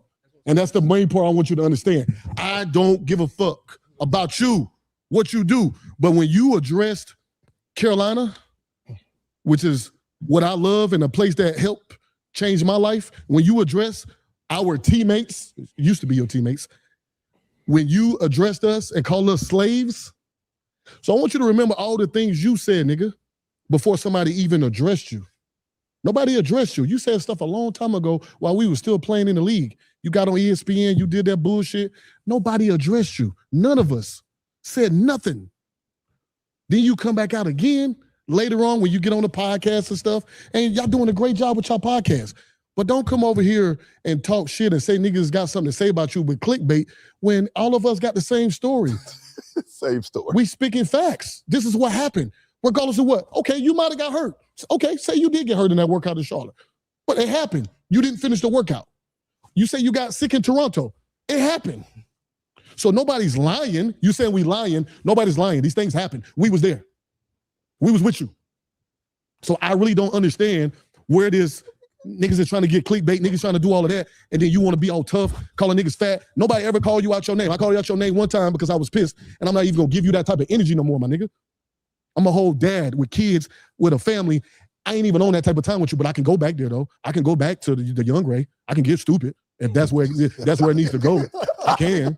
But so I'm going to play the whole thing for y'all. With that being said, I thought it was very interesting, man, because it's something we don't talk about a lot in life, man. And Rashad McCants is living it right now. There was a lot of people who they start to talk about his character, right? They start to talk about him being an angry person, about, you know, even Raymond Felton said, like, it wasn't about your talent. It was just about people didn't like you. You know what I mean? Like, people just didn't fool with you. It was never about the talent. Like he said, if we were sitting up here talking about talent, yes, you are better, but we all had careers you didn't. You know what I mean? Like Raymond had 14, Charlie Villeneuve, all these cats did about at least a decade in the league average, right? Darren Williams, we know what he did and all that stuff. So, like, I thought it was very interesting, but I thought about delusion of grandeur when you think about Rashad McCants, right? Because the hardest pill to swallow is to know how good you are, but never reach it. And then to take on a persona that everybody hates you or that everybody dislikes you, that has to be a hard place to sit in. So I wanted to hear your guys' thoughts about what's going on with Rashad McCants. I know if you don't follow him, a lot of people don't know a lot about him, but the dude was like, probably, if he didn't have a bad attitude, he would be in the talks of probably some of the top Tar Heel basketball players in his time. Basketball. Who did he play for? North Carolina. He was with Anton. He was with Anton Jameson and Sean May. Oh, yeah. I'm talking about in the pros. Oh, in the pros? Man, where did Rashad McCants? Let me look real quick for you. Let me see where you went. If you got to look up, it wasn't nothing. Even Felt came to my head. Like, I'm like, where he play? Where he play? Oh, yeah, New York. I know he played in New York. That's to say Timberwolves. So he played. Oh, he was there with he was after KG. He was the number 14 overall pick in the 2005 draft. He was number 14 overall. Let's see. Career average. He only had 1 year. He averaged 14.9 points a game. Well, he played. No, that was his best season. His best season was 2007, 2008. Then he later played with the Sacramento Kings and then went overseas. And then they talked about that too. That he played for like the Texas something. Like they were going in, dog. But like, what is y'all thoughts about that? I have a question. So is this the delusion of I'm that dude, but you're really not that dude? Or your funky attitude overshadows the fact that you are that dude? Your character. Man, he was a basketball talent for sure. Okay. He was a basketball talent for sure. Oh no. But I know that he did have a lot of complaints, even doing like workouts, stuff like that. Like his reputation did not seat him well. Okay. You know what I mean? Like, so Classic, was he like that? It has to be a hard place to sit. Was so he just wasn't received well because of his character? So was he like that? I think he was. Some people might disagree. I think he was. Like, I think even though he averaged like 17 points in college, he had probably one of the best basketball teams. I'm talking about from the starting five to the bench at that year. You got to think about, you had Raymond Felton, you had Sean May, you had Antoine. He played like a couple years with Jamison. He had old boy that could jump out the gym for North Carolina. Who that? So what is Vince? his name? Vince? No. I can't think of that dude's name. Everybody knew him for his dunking, and he played probably like a few years.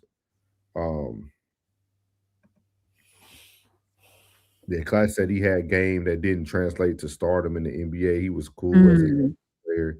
He was a great college player. Yeah, he was like a great college player, and probably they even said it on there. He was like one of the best high school players like you would have ever seen.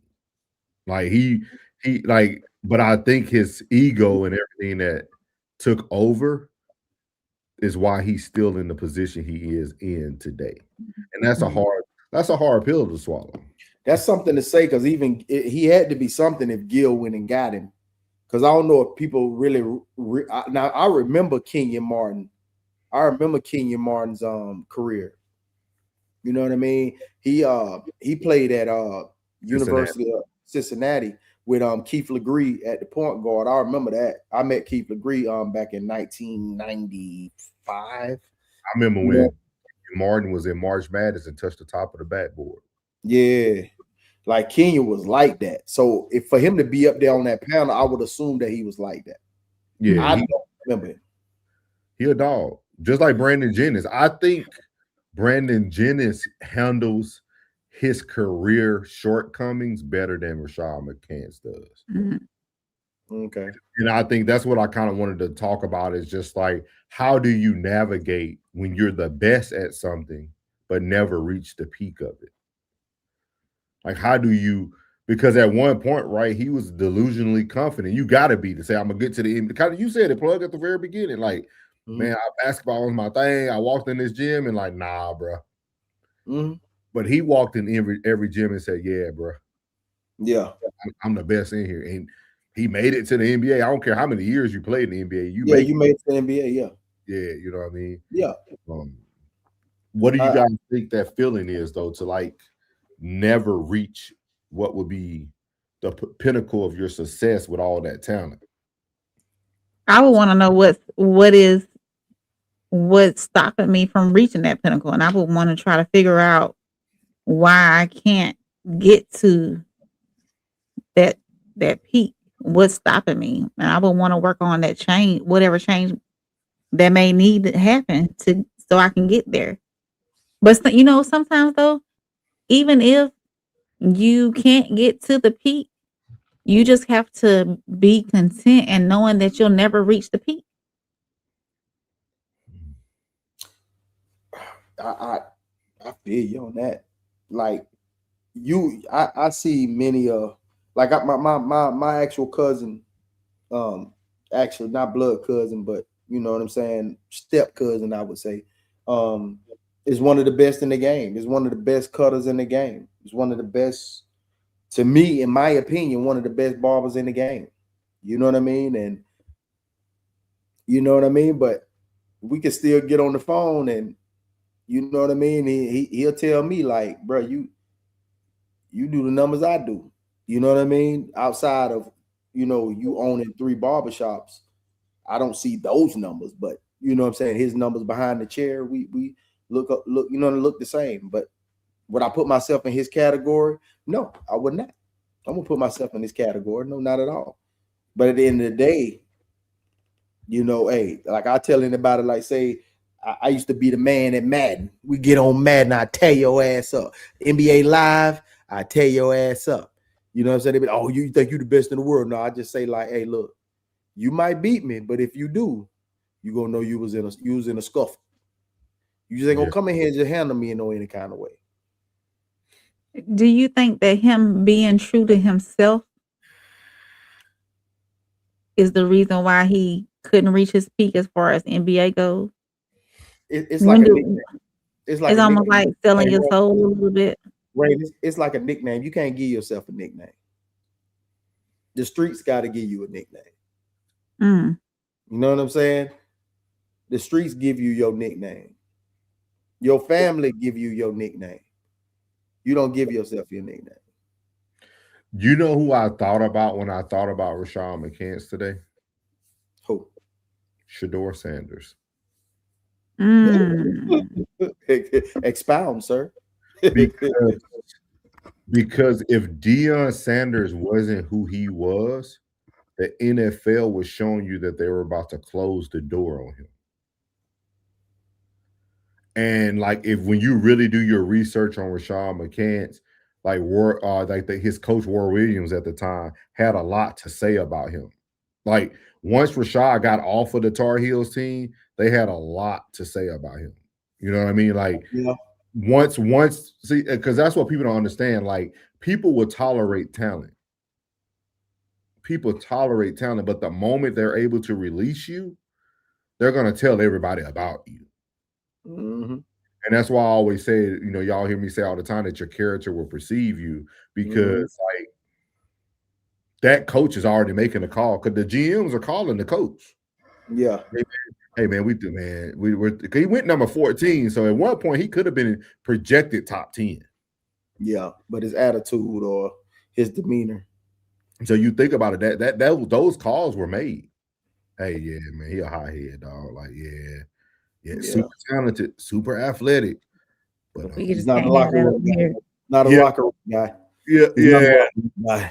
And it reminded me of Shador because Shador is very cocky too. He's very self-aware, as some people would call, like his demeanor is what kind of pushed a lot of people off, right? The antics or the prime time moments or all the attention that follows him. Legacy. Legacy. Like, legendary. I really feel that like if Shador wasn't a quarterback, he would have been in the same boat as his brother.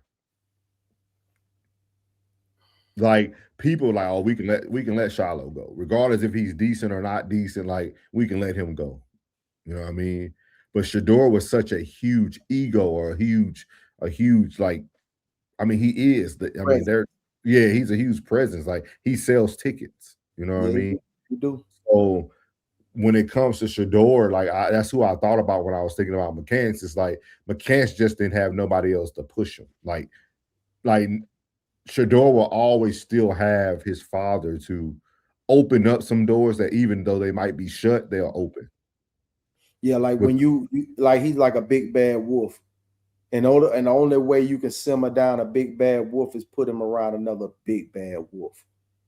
So they got a duel. They got a duel. Them be the ones that stay after practice, say, I'm gonna get on your ass after practice. Let's go.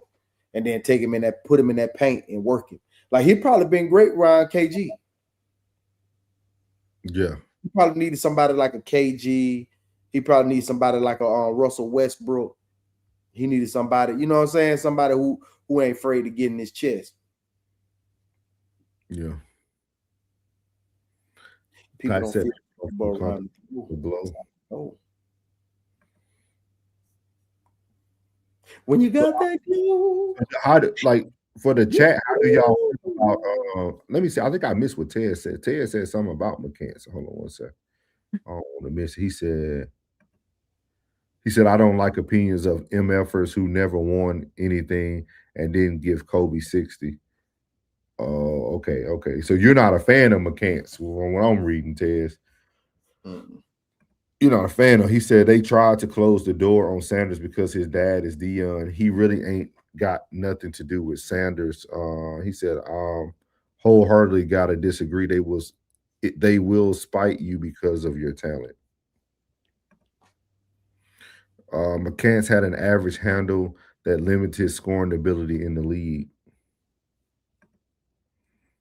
Ted said that attitude is only used to humble athletes who don't fit the mold of what they think is acceptable.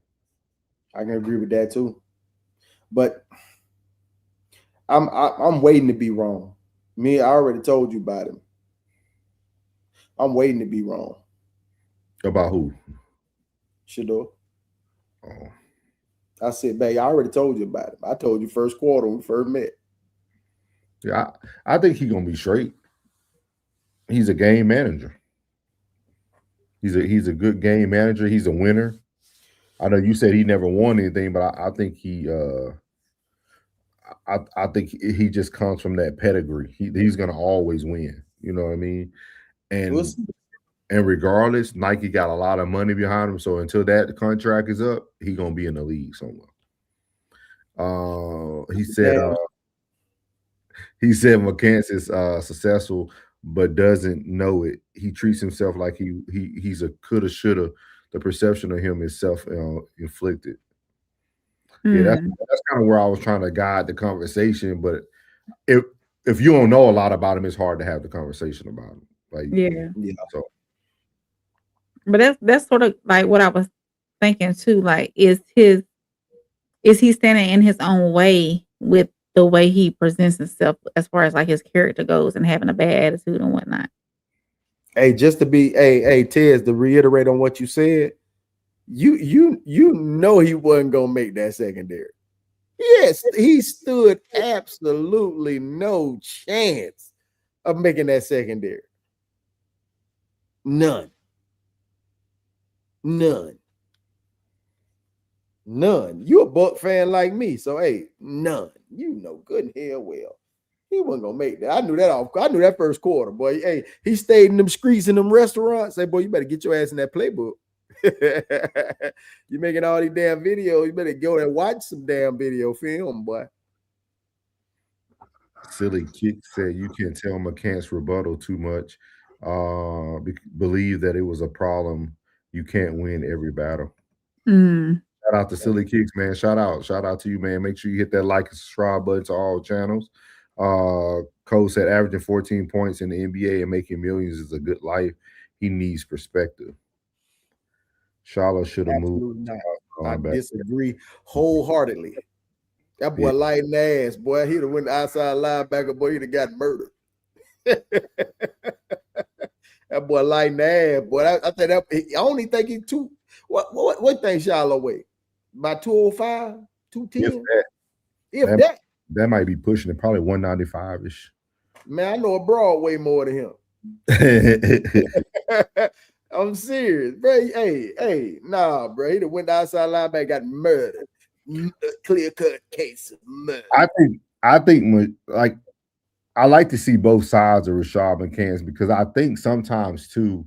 I had this talk with Plug before. Like some people don't like. For myself, like I don't do well with nonsense, like with nonsense. I don't function well in nonsense. Like a ignorant comment people will say or something. Like I don't do well in that. Like I don't like talent speaks for itself. And when you know you're good at something, and let's say you have a bad day or somebody beats you at something and they talk crazy, I don't do well in those environments. Because I'm a very concrete thinker. Like you're not better than me. Like I know that. Like especially like a lot of people don't like when it comes to like bowling. Like I know how well I am in the sport. So having a bad day or a bad weekend doesn't identify that. But in the black culture, in Negro culture, dog, like you can't have a bad day.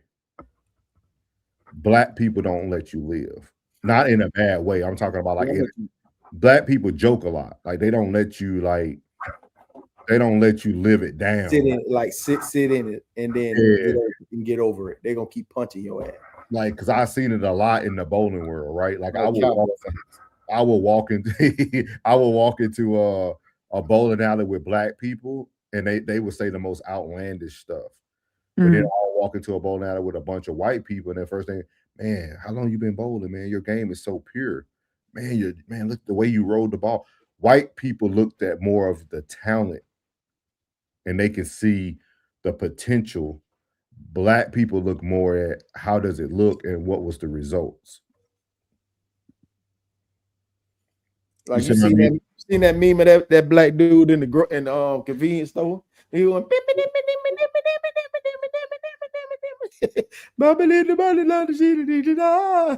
like that's exactly what she said. We are so unserious. Yeah, man. Like and it's so different, like because like it's just weird, man. It's a weird mixture, dog, and like I don't know, like it's just crazy. Like I don't know, like it's hard to fathom it. And I guess I guess when you get into certain rooms too, it makes you think differently, right? Kind of like what Plug said, right? At some point, Rashad McCants is looking at like I am on here with Gilbert Arenas, I am on here with everybody who's doing this and doing that. Like my first ever bowling team was with Addison Thornton and Dustin Williford. Like if you look them up, they're pro staffers, they're professionals. Like you played with people who were like great in the game. So like it changes your viewpoint of the sport. Mm-hmm. So it's just very unique.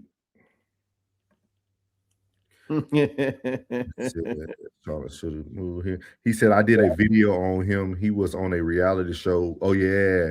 That's Melly is on Gilbert's wife, who is married to Arenas. Had no clue who he was. Yeah, Shallow is too small for outside linebacker, maybe strong safety, but he is undersized. Strong safety is overly. I got high hopes for you. We're gonna see. High hopes for you.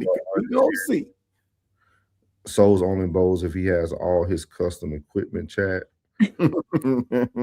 Tez is not I'm not mad at McCants at all. I'm saying he needs perspective. The guy won in life, even if he didn't have a long career. He got notoriety, and a millionaire with good health. He hit the life lotto. Life lottery. Yep. He said, everybody grab a house ball and let's get active. Let's go. So it's gonna be like, no, I need my. That's what he's saying.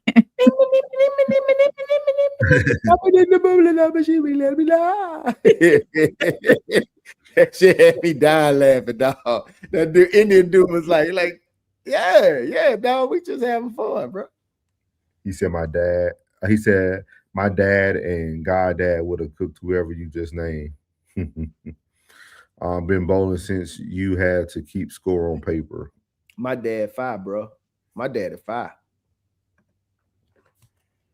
My dad, I'm all right.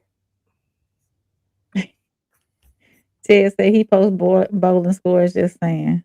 Be like, this is how it went down. Everybody packing up their balls and shit. He go right.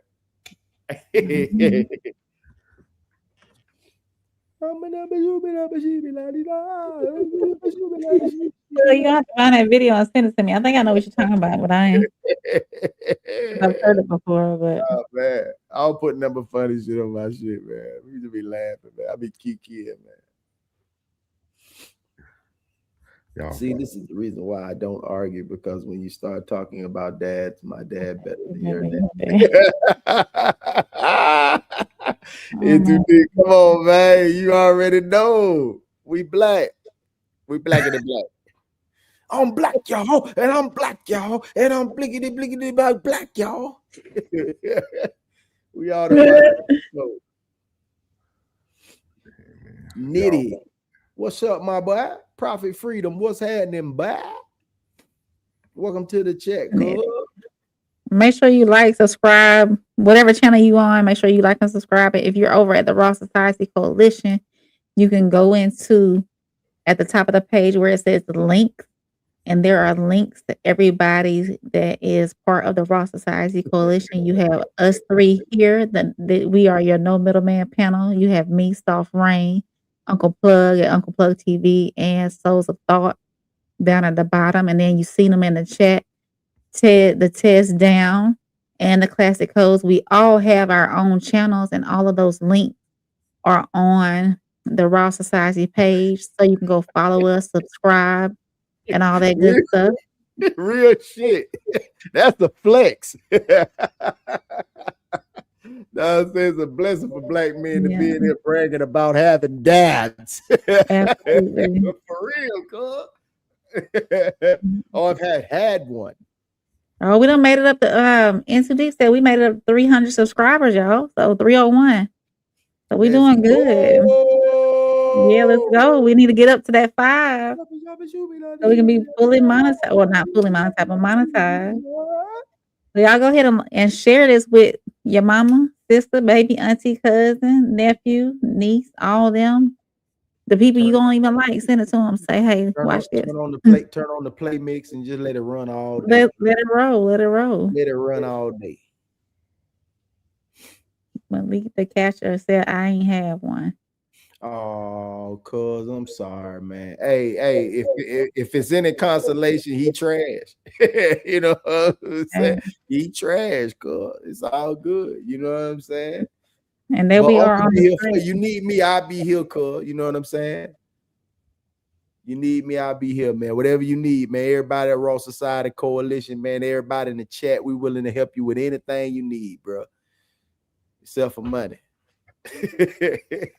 we thank you, N2D. We appreciate you. Yeah. Y'all got anything else for them tonight? I got to see what we're going to be doing tomorrow for Life Soundtrack. We'll let y'all know sometime. I think we need to do One Hit Wonders. Who? One Hit Wonders. I think that would be cool. Return of the Mac. It is Return of the Mac. Come on. Or, I mean, if you had something else in mind, I just thought about. Just put it together. Put it together, and all I got to do is walk in. Oh, man. Okay. I'll work on that. But I do. Whatever we do, we got to have content in it now. Okay. Yes, so I try. Yes, I try.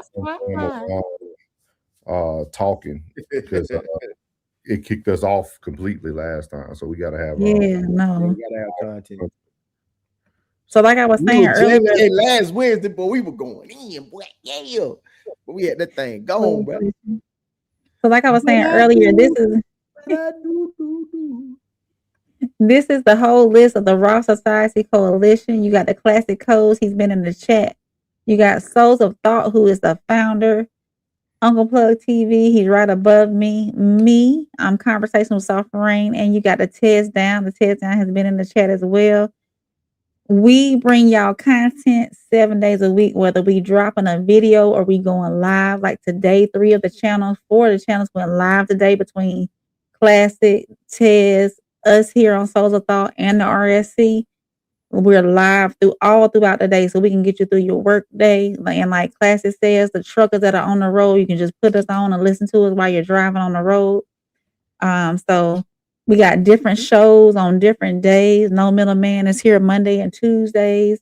Wednesdays, we got Life Soundtrack with Souls of Thought. Thursdays, we bring sometimes I bring the King's Code, and sometimes Classic brings the Queen's Code and other different conversations. Sundays are full of everything from Sunday Service to we're doing a review on Love is Blind. Everything. Plug is doing. I can talk for the next 10 to 15 minutes on everything that we've been doing and what we got going on. So y'all make sure y'all stay tuned. Hey, and tighten up, man. Sunday morning, 10 a.m., man. Central Standard Time. Yeah. In for story time, man. Story time with Uncle Plug, man. Hey, and Tez, man, did you fire back on my message, man, on your video today, bro? I had to pause it while I was watching it because I had to finish this cut because the dad kept talking to me, interrupting my flow. You feel what I'm saying? I was listening in, and then Buddy said, "Did you hit that?" Yeah. Into the story time. Let's go. 10 a.m. Sunday morning, man. Tighten up, man. We're going to church. Preach. Oh, man. Man, go check your comments, man. Come on, Tez. Come on, Tez. I left you a comment under your video. Y'all got Oh, the last thing I do want to say, if y'all have any, I want to start doing reactions, and I want to bring reactions to whatever Chat 333, the Raw Society family, whatever they're interested in doing. Put it in the Discord under my Soft Rain channel or whatever that is, that Conversation with Soft Rain little tab, so I know that y'all want to talk about it or see me react to it. I'm trying to bring some more content to my channel. So go on there and just drop a video in there, and I'll react to it. Or if y'all want to talk about it, if y'all want to do an open panel, let me know what y'all want to do, what y'all want to see, what y'all want to talk about. So just go on there and let me know. Or hit me up in my DMs on Instagram. Boom. Cool beans, man. Come back tomorrow for Life Soundtrack. Yeah, Life Soundtrack. We'll have a topic for y'all soon. Hopefully I can get it up in the morning for y'all so it can build some traction up. We'll make sure y'all know who we're going to be speaking about tomorrow. Either one-hit wonders or maybe we'll do the best of somebody. But we just got to make sure we put some content in there so they don't knock us out. Like tomorrow I got to do that continuing training. I gotta renew my license, my barber license. So I got to go do my my freaking continual training. It's like 4 hours. So when I get off, that's what I got to do. All right. Cool. So it'll be me and Rain tomorrow night. Keep that money coming in. So we will be here with Life Soundtrack, and we'll bring you guys an epic little night. Probably gonna be straight at an hour tomorrow, man. Straight at an hour tomorrow. Cool with me. And get it out, man. So we appreciate everybody who tuned in today, man. And we're gonna leave you guys with, what we always do. Who was it? Chanel said she didn't like the way we said bye yesterday, man. So y'all make sure y'all have a great night. We can just leave tonight. So no, I got you, souls. Thank you for tuning in to Souls of Thought. Just remember that God loves you. I love you. You're beautiful, and your boy is out. Why you ain't say nothing? I'm only gonna do this once. You always knew I'd make it in the beginning. Why you ain't say nothing? You believed in me the whole time, for real? Yeah. I couldn't tell. You was around me from the beginning. Why you ain't say nothing? Why you ain't say nothing? Seen them hard times, couldn't kill me. Why you ain't say nothing? Why you ain't say nothing? Stages on moon getting bigger. Now you wanna say something. But watching my story, y'all winning. Why you ain't say nothing? Why you ain't say nothing? Why you ain't say nothing? Why you ain't say nothing? Why you ain't say nothing? You was around me from the beginning. Why you ain't say nothing?